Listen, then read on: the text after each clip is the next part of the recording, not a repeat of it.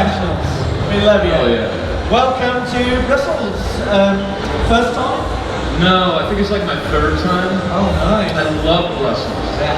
Like, Brussels, the people of Brussels, there's a lightness, there's a humor, there's a fun in Brussels, which I think comes from not being too arrogant. I was talking to some people online, and like, I'm from the US, so I know about arrogant people. And it's really annoying, you know? And it really keeps, I think, people from being very happy very much. And in Brussels, people are just kind of, when I say humble, I mean kind of wise, in that if you don't take yourself too seriously, life can be fun. You guys know what I'm talking about, right? Yeah, so like, I'm a goofball. I do not take myself seriously. Like, I'm an actor, so I'm like basically a clown, a professional clown.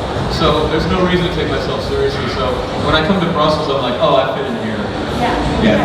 Brussels by nature. What? Brussels by nature. There you go. Exactly. Yeah. That's good. I mean, I guess you're kind of used to this level of reception now. Do you do a lot of comms?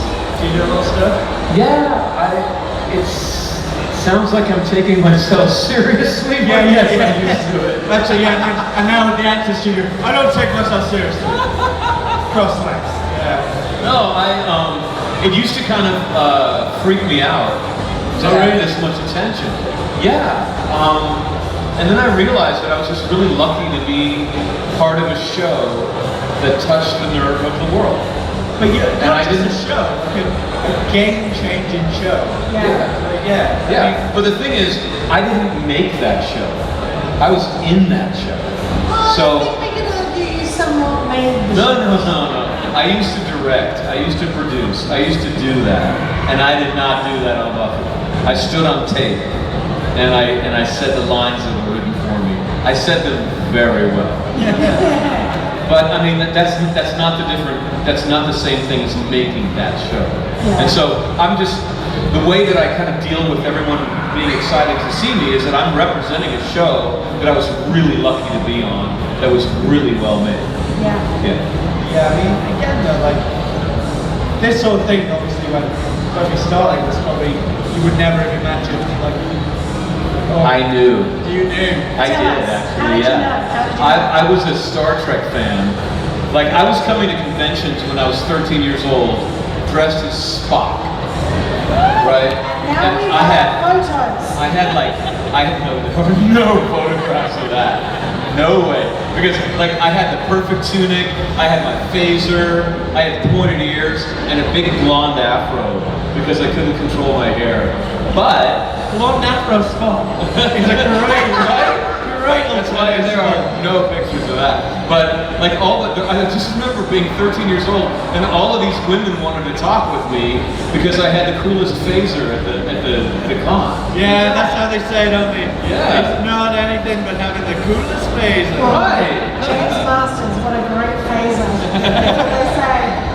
So what were we talking about? You knew.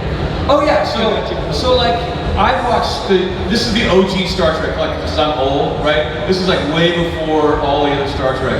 And I watched those episodes 10, 15, 20 times. I watched them when I knew what the dialogue was. I watched them when I knew what the plot was going to be. But there was something about that world that I kept wanting to go back to, even when I knew what was going to happen. And I think the reason for that is that Star Trek was selling hope. It was selling the idea that we might grow up as a species, we might actually start treating each other well, and we might survive ourselves. And that drew me back over and over again. And I remember thinking while we were filming Buffy that we might be creating a world that is really delightful enough that people are going to want to go back to even when they know it's going to happen. And I remember it was like 2 o'clock in the morning. I love conventions. It was like a dinosaur for no reason. That's a real dinosaur. Because, you know. So it's like late at night. It's like 2 o'clock in the morning, and I go up to the Buffy cast and I'm like, guys, we may be talking about this scene for the rest of our lives. Does anyone want coffee?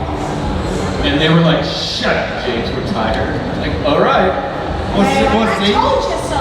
Yeah. Do you remember what scene? No.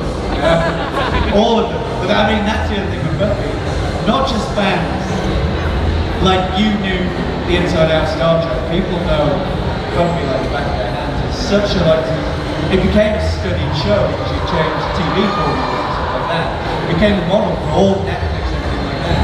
That sort of season arc with a creature of the week. Nothing like that existed in my memory until this came along. And that is incredible. Yeah, it was one of the first shows to tell a long story arc as opposed to one individual, encapsulated story for every episode. But also at the same time, like completely reflected youth culture of that era in a way that had never been seen before. I think that's what the longevity is. Yeah, this is one of the secrets of the writing of Buffy. This is why it connects so well, is because the writers were being asked to come up with their worst day. Like the day that they don't talk about, or the day that keeps them up at night, when they really hurt somebody, or when they really got hurt. And then slap metaphorical fangs on top of that dark secret and tell the whole world. Yeah, it was an act of vulnerability and courage from some really good writers. And what it means is that Buffy is not a show that is telling people, it's not a bunch of LA writers telling other people how to live their lives. It's just human beings saying, hey man, this sucks for me. Back when I was in college, this happened to me and this was horrible. Does anybody else, am I alone? Did anyone else go through something like that? Yeah. When you obviously found out, were you approached for the role or did you audition for it? At what point did you read the script and see this part and go, this is going to be part of something big? You were season 2, right? Yeah. So you sort of knew of the show before, or were you cold? Kind of. Like, I came down to Los Angeles about 6 months prior, and I had told my agent that I would take anything. That I was not proud. I didn't come down to Los Angeles to prove that I was a good actor. I already did that in theater. I didn't care about getting a little golden statue or something. I was here to feed my family. Because I had had a son and I was a theater actor, and you don't make enough money to be a dad if you're in theater. And so I came down here to prostitute myself, I told him. And there I was like, I'll be the new Alf. Like I'll be Urkel. I don't care. I need money. And my agent was like, oh, I love you. You're gonna get money. And so then they called me up and said, you want to audition for Buffy the Vampire Slayer? I was like, no, I saw the movie. Horrible. But then they said, this is a television show. It's different.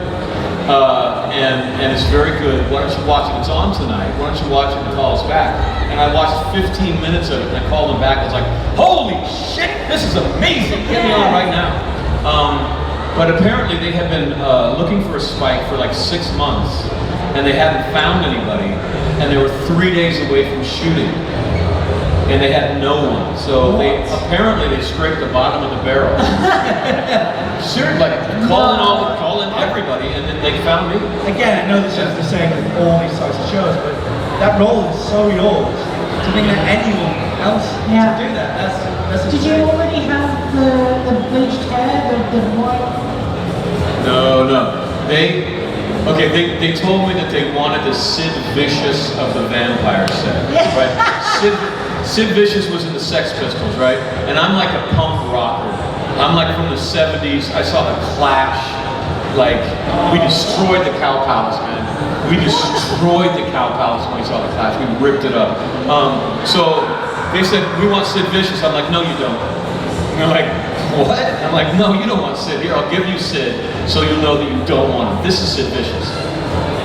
Girls like me because I've got a pretty face and a beautiful figure. I said, Sid was a moron, man. Like, Sid didn't play on the album.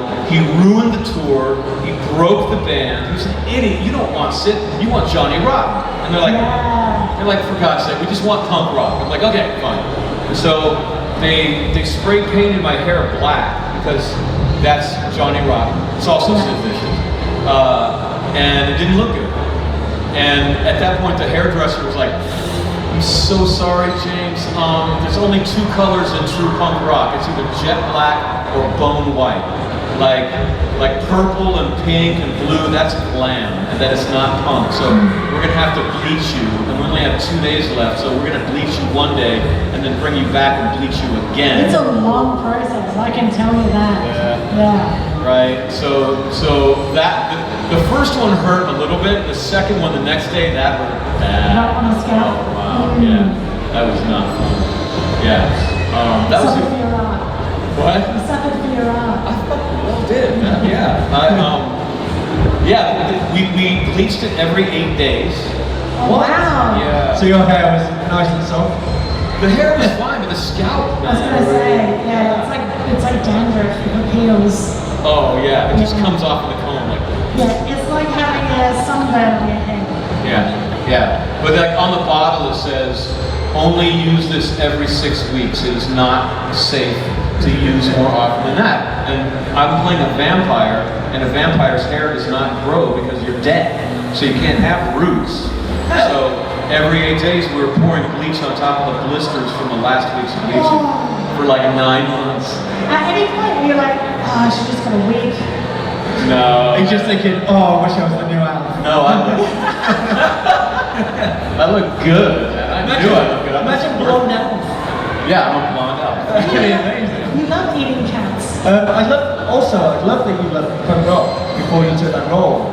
So that, because like obviously that is such a part of the character. Yeah. So you were completely into it beforehand. Oh yeah. Oh yeah. Is that your scene? Yeah. I mean, yeah, Sex Pistols, Dead Kennedys, you know, Blondie, but they sold out. They're still good. Yeah. You know, yeah, all the OG stuff, man. Clash. Oh, amazing. Again, like that character was so like. Okay, so I go, this is the Cow Pound story, so I go see the Clash, and we're drinking like, sorry, how many kids do you like? But I was underage, I was drinking, sorry. And We are in Belgium. we get, okay, so like, They have breast-fed beer here. It's true. We've seen it. punk rock. Okay, so I sneak a bottle of tequila in my boot, and you're not supposed to take any bottles or any glass, and they're searching people, and for some reason I get away with it, and I'm drunk, and we go up into the mezzanine, and I remember like starting to fall asleep, and the Dead Kennedys are warming up, and Jello Biafra is naked and bouncing around the stage, and I'm kind of like blearily kind of remembering this as if in a dream, and my friend goes, dude, give me your hand, and I put out my hand, he like puts like all of these white pills in my hand. They were caffeine pills called Vibrant, and I took like 10 of them, and then slipped, and then passed out again. And then I remember this voice goes, "And now the Clash." And the whole place just erupts, and I wake up, and all the caffeine comes in my system, and I'm like, "What?" Like that, and we're jamming, and I turn to my friend, and I'm like, because like we're up in the mezzanine, but the main floor, there's no seating, it's just people standing, and we're pogoing, which is like the precursor to the mosh pit. So in pogoing, you just basically, you're jumping up and down, right? But half the audience is jumping this way, and half the audience is jumping that way, and down the middle is like a mosh pit, and it's violent. And so I turn to my friend, and I'm like, "I'm gonna give my bottle to the band, man." And he's like, "No, you're not. Shut up. Sit down, James." Yeah. And you know what I'm gonna do? I'm going down the middle to get there. James, stop. And I leap up, and I go right down the middle, and I get pelted. I am like bloody by the time I get to the front, and I get within 5, and I take it out of my boot, and I chuck it up on the stage, and Joe Strummer is counting off, and he goes, 1, 2, 3, what? Because Joe thinks that they're about to get like 100 bottles, because in punk rock sometimes they just start chucking bottles at you. In fact, the Pistols often played in a cage so they wouldn't get killed. And so Joe was pissed off, and he looks at his feet and it's a full bottle. And he's like, and there's no other bottles coming. He's like, hey, all right. So he picks it up, takes a swig, and then throws it around the band, and they all take a swig. And he goes, who did that? And like little 16-year-old Jimmy Marsters goes, Just a spot. yeah, and he goes, thanks, mate, and boom, goes into like, I don't know, one of the songs, and I think that I am the best friend of the band, so I go backstage, and I make it that far backstage, and two huge guys chuck me out into the rain. Wow. Best night of my life. So what you're saying is, next Comic-Con, if anyone wants to talk to you, they should come up and put a full bottle of booze. That's your life now, just tequila coming at you everywhere. That's one of the coolest stories I've ever heard. Fucking amazing. Have you met Johnny Rotten since you did Spike? No, man. I did wonder if you had that crossover. Johnny Lydon. What will he say? You're that television vampire, aren't you? Well, he's selling butter in the UK. I don't think he's on such a high horse anymore. Maybe we get along. Yeah. Guys, we are going to open the floor to questions because otherwise I'm going to talk about punk rock for about 10 hours. So you've got a question. Now, guys, you can ask me anything that you want. Like, try to embarrass me. I dare you. I don't know where Thomas is, so I'm going to let you do the first question and I'll find out where the other mic is. I'm sorry, I didn't embarrass the question, but my question is just, what was your favorite part about Spike, or your favorite part about playing it? My favorite part about playing Spike, I swear to you, between the words action and cut, I was in heaven every time. And as soon as I said cut, I had to come down to earth, and it was always a bit of a letdown. But I will say, one of the sweetest things was slagging off Buffy or Angel. Like, most of the other actors, like if you're playing a secondary role in any television show, most of your lines are, what do we do now, Buffy? Good job, Buffy. Everyone, follow Buffy. Oh dear, Buffy's not here. What do we do? And stuff like that, you know. And then it comes to my turn, I'm like, oh, shut up, Buffy, you stupid. We're all gonna die. You know, that's just a sweet place to be. And then I fall in love with Buffy, and I'm starting to say, oh, would you like a cup of tea, Buffy? Oh, sit here, Buffy. Would you like to sit in my lap, Buffy? Oh my God, you know, it's just not quite as fun. And then I go over on Angel, and I'm like, oh, baby, I'm gonna ruin his day every day. So yeah, it's kind of being it's being the side character, like a different kind of side character that doesn't have to be nice. Yeah, that's great. Thomas is in the crowd, so we'll get round, don't worry. Hi. So I wanted to ask you if you had a song in mind that would define Spike as a whole, like a character. Cause I'm just a teenage dirtbag, baby. If you think about it, her name is Noelle, Buffy. I had a dream about her, she rings my bell. I got gym class in half an hour, oh how she rocks. In kids and tube socks, and she doesn't know who I am. Okay, and then Angel. Wait. That was really good. Her boyfriend's a dick. He brings a gun to school and he'd simply kick my ass if he knew the truth. He lives on my block. He drives and I walk, and he doesn't know who I am, and he doesn't give a damn about me. Cause I'm just a teenage dirtbag, baby. I'm just a teenage dirtbag, baby. Listen to Iron Maiden, baby, with me. Ooh. Yeah. Chills on the ears there. I can't believe you all know that song. Everyone knows that song. Also, a 200-year teenage dirtbag. Right? We've got questions coming round. So Hi James. By the way, this is my wife Kirsten. She has a huge crush on you, by the way. You're welcome. Anyway, we just had a child. We have a baby boy. Congratulations. Thank you very much. And I was wondering, you mentioned that you have a child, a boy. Is he ever embarrassed of you? Not. Okay, I'm gonna say yes, but if he was here, he'd be like, well, occasionally, yeah. No, man. I've got a really good relationship with my son. I remember he and his mom and I got divorced when he was like 1.5 years old, and they moved back to Northern California. and I was in Los Angeles doing Buffy. And I decided I was going to call him every day and talk with him every day and visit him every other weekend, no matter what. But when you're working up to 20 hours a day, it got really tempting to say, I'm too busy on set to call him. He can't even talk yet anyway. Or I'm too tired to go this weekend. I'm not going to do it. And so I read this book by the Dalai Lama. And I don't remember anything about the book except this one line. It said that all of our lives are preparing for the moment of death. So we should live our lives in a way that we don't have regret when we're dying. And that clarified everything. Because I put the book down and I was like, you know, if I'm on my deathbed thinking about a television show, no matter how good it is, it's only going to be so good of a death, really. But if I'm on my deathbed and I'm thinking that my son knows that I love him, and I know that he loves me and we're good, that's the kind of death I want. So it clarified everything. And I definitely talk with him every day, and I definitely visit him.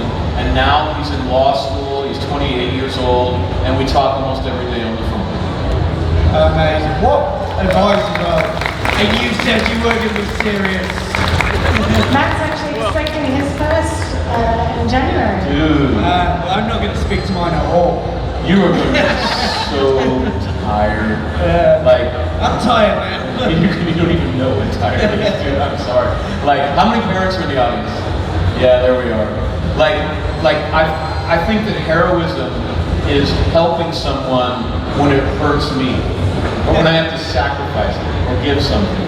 And most of my experience of heroism in real life has come from being a parent. And so, like, if you're a parent, you're a hero. Yeah. Okay, don't take this the wrong way, but in that moment I've just decided you're going to raise my child. No.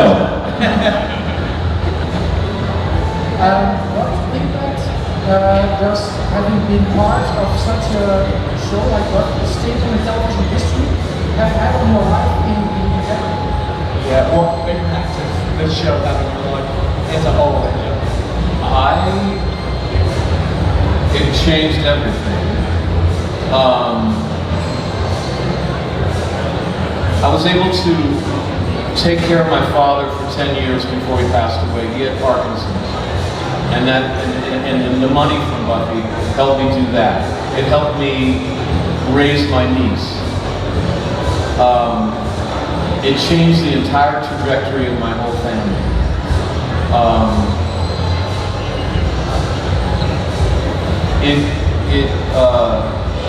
It had me hiding from the world for a few years.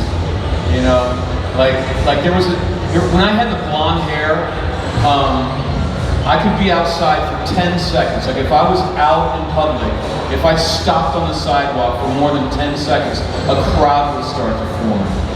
And the longer I stayed with that crowd, the bigger it would get and the more dangerous it would get. And there were times when cops had to come, and it got really weird. And so I was hiding from the world for a while, and that was pretty weird. I don't know how to say it. It changed everything. I don't know what else to say. Yeah. Good answer. That's right. Yeah. Absolutely right, yeah. First of all, I really like your music, and what's your favorite scene in Buffy? My favorite scene is actually on Angel when I kicked his ass on his own show. Yeah. That's kind of the stroppy one. My favorite scene in Buffy is the final one, where Buffy says, "I love you," and he says, "No, you don't, but thanks for saying it." Because to me, and this may not be how you take it, but how I took it was, the Spike is saying, "Buffy, you can't love me. You're too good for me. You are above me, actually." Because I finally have gotten a soul, and I can see clearly what kind of person I had become. I was horrible. I was killing innocent people all the time. I'm a fallen person. And I think that's the first time you see that he's self-aware. That there is actually the potential for him to actually grow up. And I always thought, after that scene, I was like, okay, there's hope. So I think that he's going to go out into the world and he's going to figure out what to do with this new soul of his. And as soon as he feels like he deserves her, he's definitely coming back for her. And they're definitely going to end up together. And then I read the comic book, so I was like, I'm right! But that was my favorite scene. Amazing. I'm really sorry, we've just been told we have to wrap up because we have to let you back to the convention, yeah. Are you kidding me? No, but we'll get All right, because guys, you guys are fabulous, man. Thank you so much. You are.